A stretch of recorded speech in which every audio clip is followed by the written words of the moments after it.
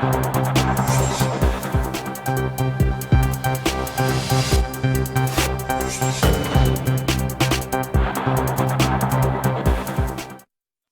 में स्वागत आपका। मैं हूं योगेंद्र। आप देख रहे हैं बड़ी खबर। बड़ी खबर में हम बात करेंगे राजस्थान के क्रिकेट से जुड़ी सियासत की। सियासत इस वजह से कह रहा हूं, वैसे तो खेल के पिच में मुझे लगता है सियासत आनी नहीं चाहिए, लेकिन ऐसा ही कुछ है। राजस्थान में जब भी सरकार बदलती है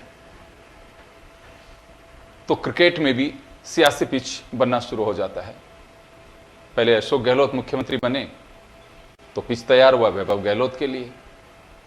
उससे पहले सरकार, ये जो सिलसिला चला आ रहा है रुंगटा बंधुओं के एकाधिकार के बाद से ही, जब ललित मोदी आए उन्हें वसुंधरा राजे का संरक्षण प्राप्त था, वसुंधरा की सरकार गई तो उसके बाद में सीपी जोशी आ गए। तो ये सिलसिला इसी तरह से चलता आ रहा है। और क्रिकेट का कितना भला होता है ये तो मैं नहीं कह सकता, लेकिन हाँ, हमारे यहां से चीजें बहुत हाथ से निकल जाती हैं। अब जब चर्चा कर रहे हैं हम, उसके कुछ घंटे पहले ही राजस्थान क्रीड़ा परिषद ने राजस्थान क्रिकेट एसोसिएशन के तमाम जो बिल्डिंग में एक टेम्परेरी हक बना हुआ था उसे कब्जे में ले लिया है। वजह साफ है कि वर्षों से करोड़ों रुपए जो बकाया चल रहा है वो कौन देगा। बिजली के बिल के लगभग 3 करोड़ रुपए बकाए हैं, वो कौन देगा। जब हमारी बात हादसे के अध्यक्ष वैभव गहलोत से हुई तो उनका साफ कहना था कि हम एमओयू को आगे बढ़ाने के लिए सरकार को लिख चुके हैं, उस पर कोई कार्रवाई नहीं हो रही। लेकिन दूसरी तरफ क्रीड़ा परिषद का कहना है कि पहले दिन से रूल्स को ब्रेक किया गया है, लिहाजा समय किस हिसाब से बढ़ाया जाए। खैर, क्रीड़ा परिषद एक टूल है, इसमें कार्रवाई सब ऊपर से होती है और इसमें सीधी जो दखल है वो सरकारों का होता है। खैर, हमारे साथ राजस्थान क्रिकेट एसोसिएशन के पूर्व अध्यक्ष और नागौर क्रिकेट एसोसिएशन के जिला सचिव आरएस नांदू साहब हैं। हमारे साथ पाली क्रिकेट एसोसिएशन के सेक्रेटरी धर्मवीर सिंह जी हैं और हमारे सहयोगी योगेंद्र पंचोली हमारे साथ हैं। नांदू जी, गुट किसका है नहीं है उससे कोई मतलब नहीं है, आप राजस्थान के बासिंदे हैं। जब आईपीएल राजस्थान को मिलता है, दुनिया में देखा जाता है चैनल्स पे कि अच्छा राजस्थान के जयपुर में मैच हो रहा है, तो मुझे लगता है कि दूर बैठा हुआ व्यक्ति वो भी शायद गदगद हो रहा कि अच्छा मेरा एसएमएस स्टेडियम इतना खूबसूरत है। लेकिन जब ये लगता है कि पिच पे खिलाड़ी नहीं सियासत होती है तो कुछ तकलीफ होती है क्रिकेट प्रेमियों को। दरअसल पूरे हिंदुस्तान में अगर आईपीएल की बात की जाए तो उसका जनक राजस्थान क्रिकेट एसोसिएशन है। 2003 में जब वसुंधरा जी की सरकार आई और वो स्पोर्ट्स एक्ट राजस्थान सरकार लेकर के आई, उसके बाद जिलों को स्वायत्तता मिली और ललित मोदी अध्यक्ष बने और उन्होंने राजस्थान का नाम पूरे विश्व के अंदर आईपीएल को लेकर के और राजस्थान क्रिकेट एसोसिएशन को लेकर के कर दिया। उस दरमियान इतने मैचेज राजस्थान क्रिकेट एसोसिएशन ने आयोजित करवाए जो आज भी एक मिसाल है। और रही बात इस एमओयू को लेकर के, तो ये एमओयू जब समाप्त हो रहा था, वैभव गहलोत जिन कारणों से राजस्थान क्रिकेट संघ के अध्यक्ष निर्वाचित हुए थे उसका कारण कांग्रेस सरकार थी, अशोक गहलोत सरकार थी। तो उनके कार्यकाल में ये एमओयू क्यों नहीं बढ़ाया गया, उनकी मंशा इस राजस्थान क्रिकेट एसोसिएशन को लेकर क्यों सही नहीं थी। अगर ये फाइल उस वक्त होती तो ये एमओयू उस वक्त हो जाता। लेकिन वैभव गहलोत का जो सोच थी वो राजस्थान क्रिकेट एसोसिएशन के आपसी झगड़ों में उलझ करके रह गई। सचिव और नांदू साहब, वैभव गहलोत से हमारी बात हुई है, उनका कहना है कि हमने कई पत्र लिखे और क्रीड़ा परिषद की ओर से पहल नहीं की गई। कई पत्र कब, इस गवर्नमेंट आने के बाद या पहले, ये अगर उन्होंने स्पष्ट किया तो मैं आपके इस प्रश्न का जवाब दे सकता हूं। लेकिन पिछली गवर्नमेंट के अंदर इन्होंने एमओयू का कोई भी प्रयास नहीं किया।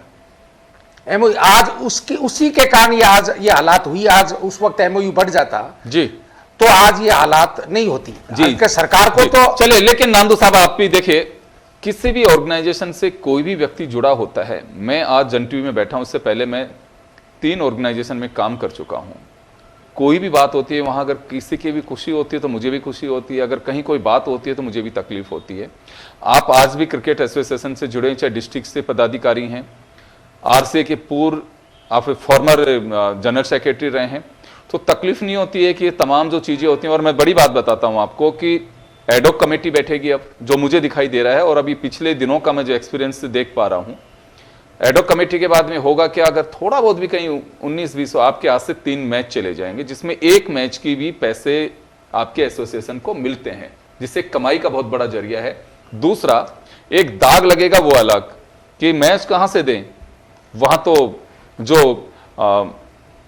जनरल बॉडी के लोग हैं वही एकजुट नहीं है, तो इससे तकलीफ नहीं होती क्रिकेट प्रेमियों को। राजस्थान रॉयल्स जो है, स्टेडियम कल तक हमारे पास था, आज स्पोर्ट्स काउंसिल के पास हो गया, तो मैच करवाने में कहीं पर भी कोई दिक्कत नहीं है। स्टेडियम स्पोर्ट्स काउंसिल है, वो आईपीएल फ्रेंचाइजी को दे देगी, तो मैच आयोजित हो जाएंगे। मैच के आयोजन में किसी भी तरीके की कोई तकलीफ नहीं है जी। ग्राउंड अगर कल मैच हो तो आज भी तैयार है, 20 दिन बाद भी आईपीएल हो तो भी कोई दिक्कत नहीं है। तो इससे असर आरसीए का क्या महत्व रह जाएगा अब इसमें?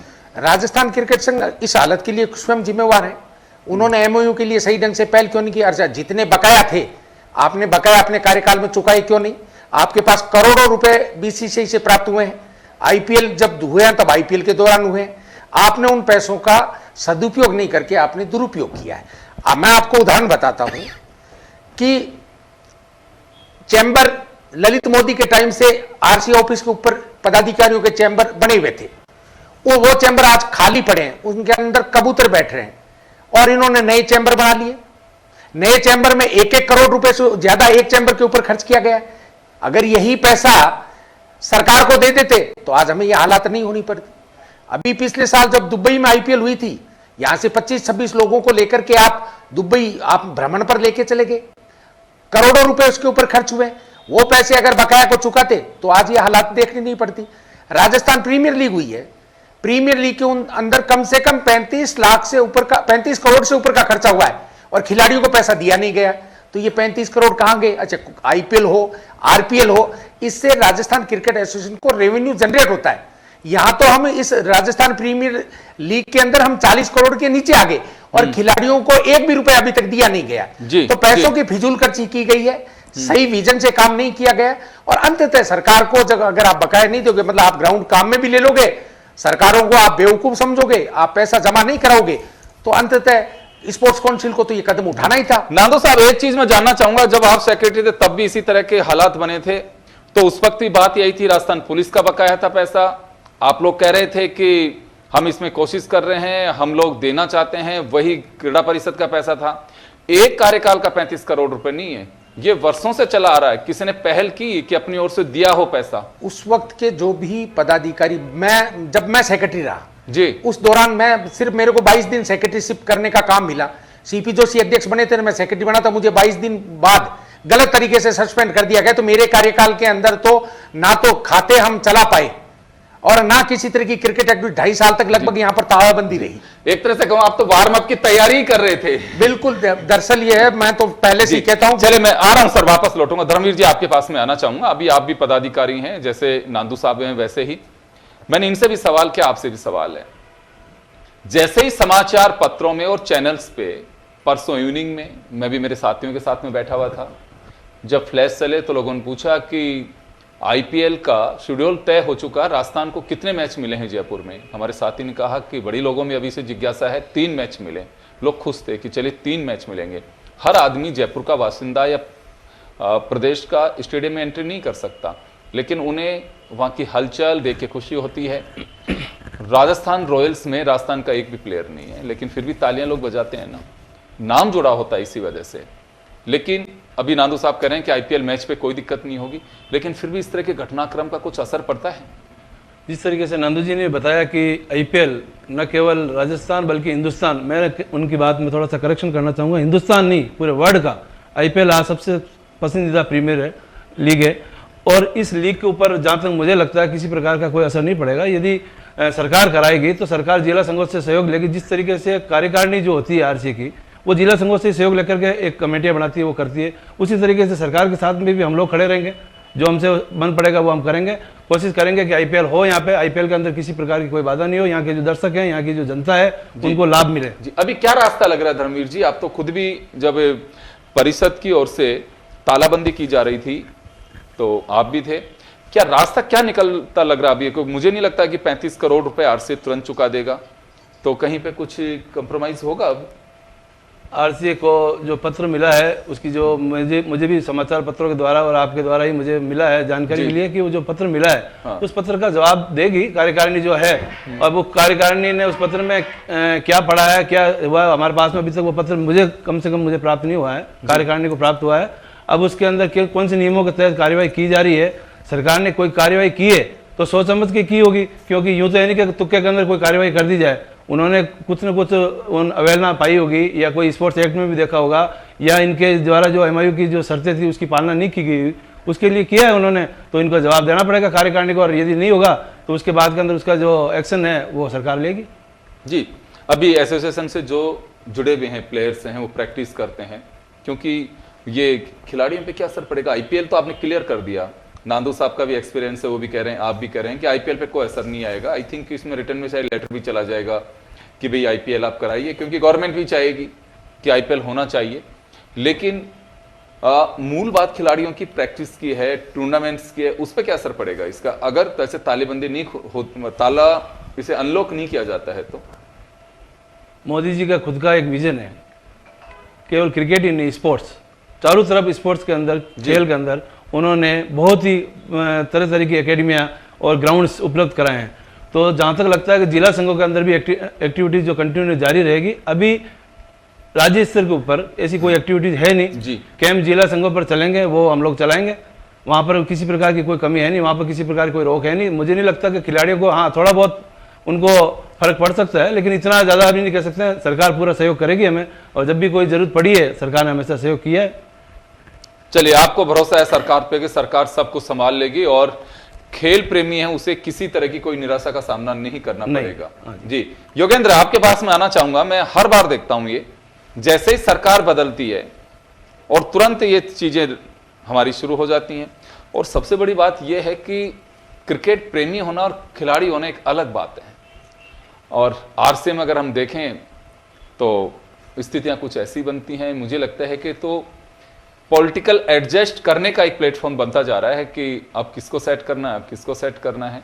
अभी चर्चा है कि राजेंद्र राठौड़ के बेटे पराक्रम अभी चूरू से जीत करके आए हैं, उस पर भी सवाल उठ रहा है कि टाइम से पहले उनका चुनाव करा दिया गया। शक्ति सिंह जो उपाध्यक्ष हैं वो कह रहे हैं कि हाँ बिल्कुल सही है चुनाव। अभी वैभव गहलोत से पूछा कि हाँ उसमें भी कुछ जानकारी आ रही है कि समय का जो शेड्यूल तय किया था उससे पहले चुनाव हो गए। खैर ये आरसीए का काम है, वो क्या करता है कोई पता नहीं है।